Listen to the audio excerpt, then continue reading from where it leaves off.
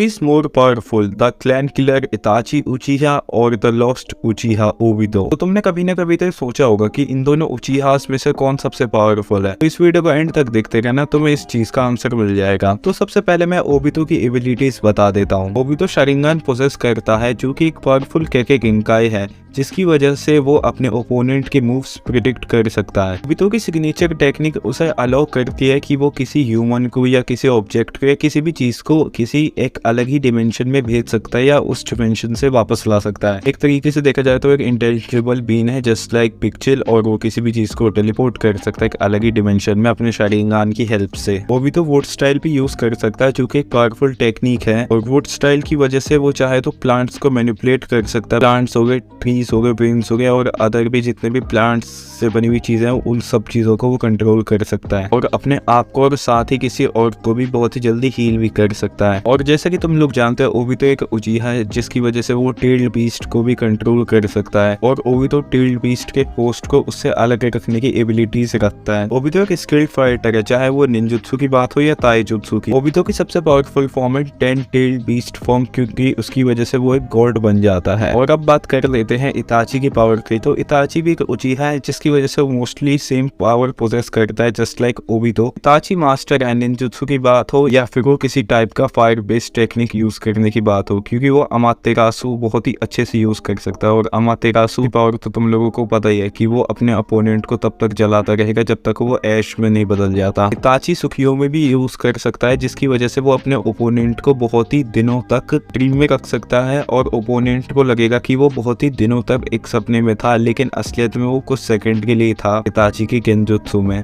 और सुखियोमी कितना पावरफुल है इसकी एकदम डिटेल बात बताने की जरूरत नहीं है क्योंकि तुम लोगों ने देखा ही था। Itachi hand to hand combat में भी बहुत ही ज्यादा स्किल्ड है क्योंकि वो अपने से भी ज्यादा पावरफुल ओपोनेंट को होल्ड कर सकता है किसी भी हैंड टू हैंड फाइट में। इताची की इंटेलिजेंस एक अलग ही लेवल पे है जिसके बारे में कहने की जरूरत ही नहीं है। इताची मामकेंग्यो शारिंगन भी पोजेस करता है जो कि शारिंगन की एक नेक्स्ट फॉर्म है, जिसकी वजह से वो सुसानो भी बना सकता है और फाइट के दौरान सुसानो उसे प्रोटेक्ट भी कर सकता है। तो आप फाइट पे आते हैं, अगर हम इस स्टेज पे मतलब जो इनकी एकदम एंडिंग स्टेज थी उस पे फाइट करवाए तो ओबितो बहुत ही इजीली विन कर जाएगा, क्योंकि उस टाइम पे ओबितो अपनी 10 टेल वाली फॉर्म में था और तुम लोगों को पता ही है 10 टेल की वजह से वो एक लिटरल गॉड बन चुका था।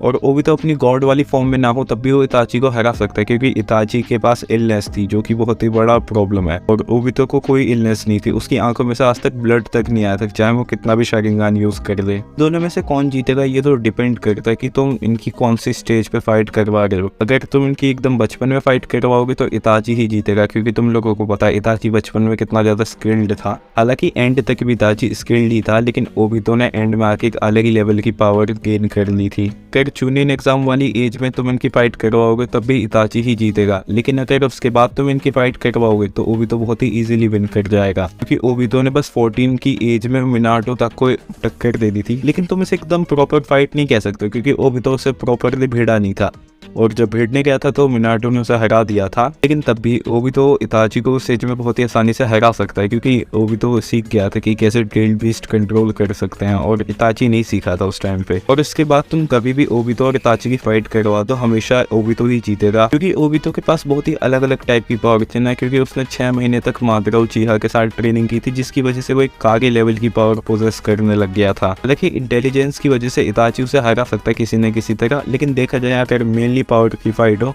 तो इसमें ओबितो बहुत ही आसानी से विन कर जाएगा, क्योंकि उस टाइम पे ओबितो वोट स्टाइल भी यूज करना सीख गया था जिसकी वजह से वो प्लांट को कंट्रोल कर सकता है और अपने आप को बहुत ही जल्दी हील कर सकता है हाशिरामा की सेल्स की वजह से। फाइट के दौरान ओबितो को हील होने में उतना टाइम लगने वाला है नहीं। इताची के हारने का सबसे बड़ा कारण उसकी इलनेस हो सकती है, क्योंकि उसकी आइस की वजह से उसे बहुत ही ज्यादा प्रॉब्लम होती थी। वो अपनी आइस जहाँ ज्यादा यूज करता था उसके मुंह से खून आने लग जाता था, और आइस से भी। इन शॉर्ट तो इनकी फाइट में यही होने वाला है कि एकदम छोटी एज में जब इनकी फाइट हो तो आसानी से इताची जीतेगा, लेकिन जैसे जैसे एज बढ़ते जाएगी वैसे वैसे ओबितो पावरफुल होते जाता है और ओबितो आसानी से इताची को हरा देगा। इन शॉर्ट हमें पता चलता है कि ओबितो ज्यादा पावरफुल है इताची से, लेकिन ये सिर्फ मेरा ओपिनियन है, तुम्हारा ओपिनियन अलग हो सकता है। और क्या पता इताची के पास अलग ही पावर हो, अलग ही लेवल की जो उसने कभी दिखाई ना हो हमें। क्या इनमें से कौन ज्यादा पावरफुल है ये तो बस नारुतो के राइटर ही बता सकते हैं, लेकिन जो मेरा ओपिनियन था वो मैंने जरूर बता दिया।